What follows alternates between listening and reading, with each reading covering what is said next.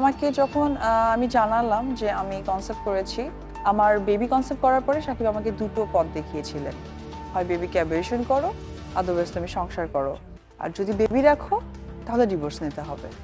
তখন আমার শাশুড়ি তাকে বললেন যে বেবি পেটে থাকা অবস্থায় মুসলিম ধর্মে বা মুসলিম রীতিতে কোনো ডিভোর্স হয় না, তালাক হয় না। তার জন্য বাচ্চাটা হয়ে যাওয়ার পর তুমি ডিসিশন নিও। সেটাই নিয়েছে। একটা ইন্টারভিউতে অপু বিশ্বাস এমন একটি কথা বলেছেন যেটা পুরো গল্পটাকে নতুন করে ভাবতে বাধ্য করেছে।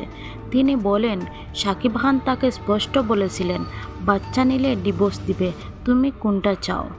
সবাই মিলে একবার ভাবুন, একজন নারীর সামনে যখন এমন প্রশ্ন ছুড়ে দেওয়া হয় তখন সেটার উত্তর একজন শুধু স্ত্রীর না, একজন ভবিষ্যৎ মায়েরও।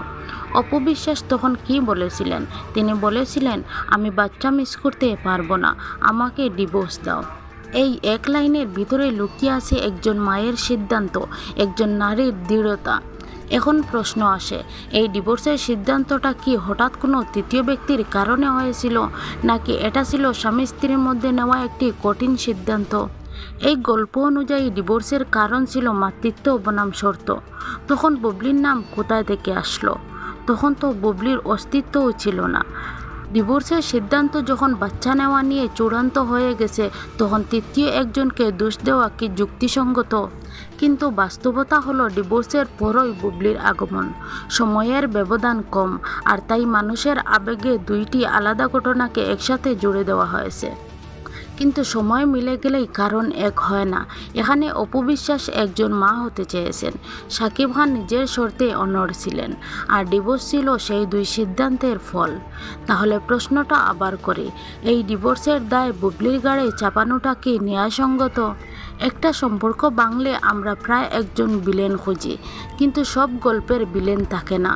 কিছু গল্প শুধু সিদ্ধান্তের হয়, যেখানে কেউ জিতে না, কেউ হারে না, শুধু জীবন আলাদা পথে হাঁটে। আজ তাই বিচার করার আগে একবার ভাবা দরকার, আমরা কি সত্যিটা বিচার করছি, নাকি শুধু আবেগের পক্ষে রায় দিচ্ছি?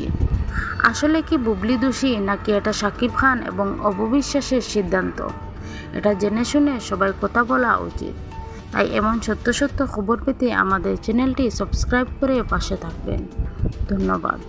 ওনাদের ডিভোর্সের পরে তো আমাদের বিয়ে হয়। তুমি বলছো যে আমি তো ডিভোর্সের পরে বিয়ে করব। এক্স্যাক্টলি, কোনো ডিভোর্সড কাউকে বিয়ে করা কি যার সাথে বিয়ে হচ্ছে তার দোষ হয়ে যাচ্ছে? ওনার কাছে কেন এটা মনে হয় যে আমি, মানে এই জন্যই বললাম যে শাকিব খান তো একজন ম্যাচিউর মানুষ, ওনাকে তো কেউ কোনো কিছু মানে আচ্ছা